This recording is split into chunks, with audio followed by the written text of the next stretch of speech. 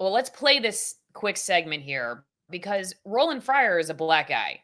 So you're not safe necessarily with the DEI stuff at Harvard if you swim countercurrent, it turns out. And you do place blame on her for that even before she was president. Let's just watch this real fast.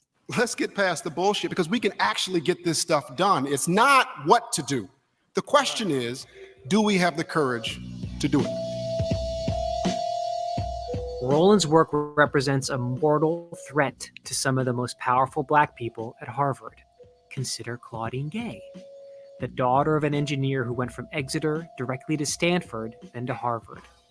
She's a silky smooth corporate operator. Her signature accomplishment is a Harvard-wide inequality initiative. The world is awake to inequality and systemic racism, and anti-Black racism in particular, really like never before. It's a standard array of task forces, symposiums, buzzwords promising equity and inclusion. A way of bringing this all together into an agenda that feels complementary and synergistic. You call her a silky smooth corporate operator. What did you mean by that? Okay, I call my shot on that one. My shot on that one. Come on now. It's pretty good.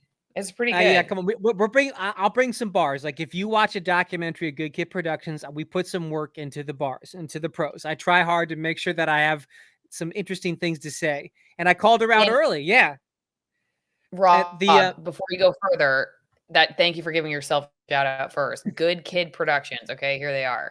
So go over and check them out on YouTube. They got more documentaries coming out. And you did recently put one out about boys in school too. So I'll tease that. All right, go ahead. That was one called School Destroys Boys. And we've got a bunch of cool stuff coming, including a huge new project related to the 2024 election and COVID that'll be dropping early next month. I was just in the edit bay helping to put it together. Goodkidproductions.com. So I think what she represents is I've called them this nightmare amalgam creature in higher ed, which is a combination of the woke platitudes and the kind of mindless sloganeering that they got taught in their PhD program. There's no original thought. It's completely content free. You just have to repeat the religious incantations on command and pay homage to the appropriate like woke shibboleths. It's that though, sort of the theatrics of radicalism and being a progressive, someone who's trying to take on the system, while also being a creature of the system, of being a creature of bureaucracy, which has grown significantly faster than the professoriate or the student body in elite higher ed. Like the administrative apparatus has rapidly expanded to the point that it's well out of whack with the actual bureaucratic needs of the professors and the students. And in bureaucracy, you're rewarded for sloganeering, but it's not woke sloganeering. It's about it's about synergistic. It's about the TPS reports. It's about subcommittee on subcommittee on subcommittee. And again, this is important because we draw a direct contrast between her and Roland Fryer, where she is mostly interested in playing these woke word games and hosting endless subcommittee meetings about inclusivity at Harvard University, and occasionally engaging in some sort of symbolic change where you rename a dormitory and you've advanced the cause of anti-racism. Whereas Fryer, this economist at Harvard who got canceled by Claudine Gay, has no patience for any of that shit. None. His whole thing is about today making material contributions to actual Black people that need his help, right? That are well outside the Cambridge zip code, right? That would never set foot on Harvard's campus.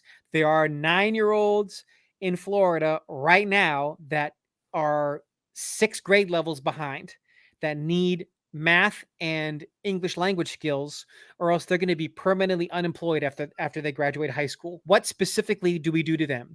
We don't feed them Ibram X. Kendi. We don't feed them the 1619 Project. We try to come up using his genius economic brain with actual changes to their school that will improve their long-term life prospects. So no word games, no endless subcommittee hearings, actual concrete improvements for the lives of Black people. And again, that as it was conducted by Roland, represented, as I put it in the doc, a mortal threat to the likes of Claudine Gay and some of the other members of the Black establishment at Harvard. All right, in a second, we're going to talk about why. And I want to ask Rob about whether you think she is now tasting her own medicine. As I've heard another professor, for instance, say, I don't know if it was in the New York Times, one of the major outlets that recently has written about all of this, something like, yes, this is an ideological witch hunt, basically saying like she's just fallen victim to ideology. On the other hand, Harvard needs to handle it because it is a problem. But a lot of people, I think, who are maybe on her side or close to her side, or maybe just scared of not being on her side, but aren't really, but publicly or don't want to say otherwise, they are blaming this on ideology. My question is, you presented a case in your documentary that she played that game first. And so I want to ask you about that in a second. But what goes better with a long documentary or a short documentary or any Rob Montz documentary than this? Nothing. AllisonWinePromo.com is where it's at. You'll forget how short it is. You'll wish it was longer, or if it's really long, you won't wish it was shorter. It's a win-win. AllisonWinePromo.com, 50% off my favorite Malbecs from Argentina, 50% off shipping. It's the poor man's Pinot Noir, and they come from amazing parts of Argentina, 6,000 to 9,000 feet. Extremist grapes. You're an extremist. You don't want to go to federal prison. Pair with a grape that is just like you, working so hard and will not let your taste buds down. And it's a great way to support my work. Okay. If you have a hangover the next day, twinenginecoffee.com/Allison, twinenginecoffee.com/Allison, organic roasts from Nicaragua. Also, extremist altitude coffees. There's light roast, dark roast, there's espresso. There are little stocking stuffer packs for next year. If you're one of those late shopper people, get on it for next year. You missed Christmas this year, that's okay. Get them some of this for next year. You get the stocking stuffers. And if you're a tea drinker, there's Katura tea, which is tea made from the coffee fruit around the bean. Finally, need some vitamin D. It's winter. Go to greenpasture.org. Use the promo code Allison10. I take the fermented cod liver oil, concentrated butter oil blend. Great for omegas. Great for vitamin D. I healed cavities years ago naturally with this stuff. And it more just a very pro-health, pro-free speech company as well. So greenpasture.org, promo code Allison10. All right. So Rob, what do you say about that? Is she getting a taste of her own medicine? Well, for me, what I'd caught on when I put out the doc last year was her scandalously thin academic output. That was the thing that I'd noticed. And I talked to a bunch of people that are, tenured academics at other major research institutions. And I told them, like, this is how many articles she's published, and she's never published a book. And she got tenured at Stanford and then tenured at Harvard within like lickety split. And they're like, yeah, her academic output wouldn't get you tenure at a community college if you were on the wrong side of the intersectional pyramid, right? It's like, this is obviously DEI affirmative action at its most pathological in terms of how completely insensitive it is to the merits of the person that's being showered with these professional accolades. So all I knew about back then, and all we cared about, was that she's a complete intellectual lightweight who then transitioned into the administration because that doesn't require you to do the hard work of academic exploration, right? It doesn't require you to generate new knowledge. It requires you to host endless subcommittee meetings, right? And be non-threatening to the hedge fund billionaires that you're trying to get to donate another $10 million to have a library wing named after them, right? I didn't even know about the plagiarism stuff. And the plagiarism stuff is even more interesting because and I've seen this just play out on Twitter. People try to dismiss it because it comes from right-wing sources, but it doesn't, like the political valiance of the person who points out that there's gigantic chunks of text that are exactly the same in open violation of Harvard's own code of conducts. It doesn't really matter what the source is. Like, you just look at them side by side and it's clear that this woman is like a less smart chat GPT that just generates woke slogans on command, right? It's like she just copies stuff endlessly. And that I didn't even know about that stuff. So like the depths of her mediocrity are even news to me with the last couple of weeks of revelations. Didn't she say something, or at least is what I read, like the people that she took these quotes from didn't care? Did you see that excuse? And they've also said that they don't care, right? They say they don't care. People, okay, yeah, right? They're like, well, but like, I'm fine, but like the Harvard Code of Conduct is not like plagiarism is okay if the person you plagiarized from ex post says that they're fine with having their ideas stolen. As far as that wasn't in the footnotes, right? That wasn't in one of the caveats. You're not allowed to do it regardless of whether or not you received permission before or afterwards. Yeah, I mean, it's a complete shit show. It's a total embarrassment. It's intellectual embarrassment. Of course it is.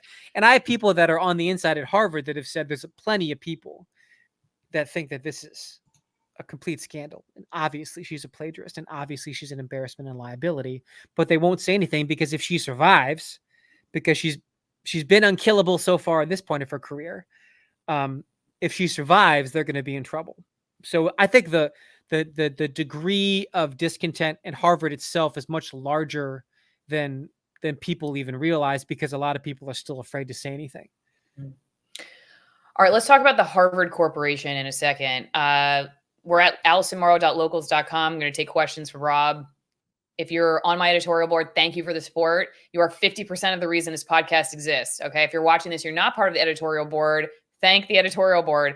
Thank you guys so much. I'm not kidding you when I say locals and my sponsors keep me going. So if you think $5 a month isn't a big deal, it is. If you want to give $1 a month, that would be amazing.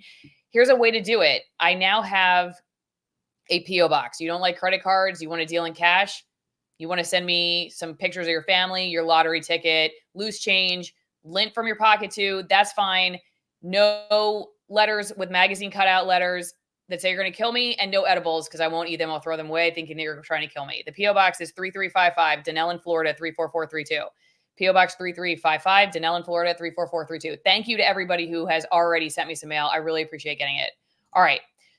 So I read this article, Rob, and there's a question in the bottom here from the editorial board member, DMC, about, do you think when someone is placed into a very high status position, like president of this prestigious university, that those who advance them also save a control file to deploy when they are ready to make them a humiliation, ritual, sacrifice? And one reason I think this is an interesting question is because I had never heard of the Harvard Corporation. I guess is that kind of like the board? But anyway, it seems like it seems almost like Skull and Crossbones type dark layer power control, like, and that the depths of all of it are even maybe unearthable to those of us on the outside. Am I making too much of this? I mean, that'd be cool. That'd make for a good sequel. I just don't think it's true. I'd love it if it was.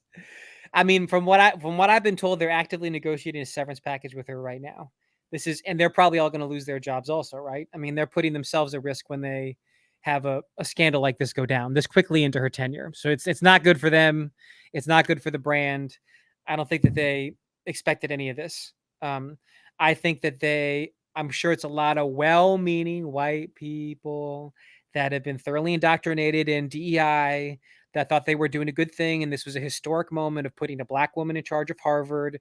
And they were completely insensitive to, or actively like purposely self-lobotomized about the obvious lack of merits for this candidate because they knew what it looked like on the brochure. And now they're getting punished for it. I don't think it's good for them. I don't get the sense that they would have.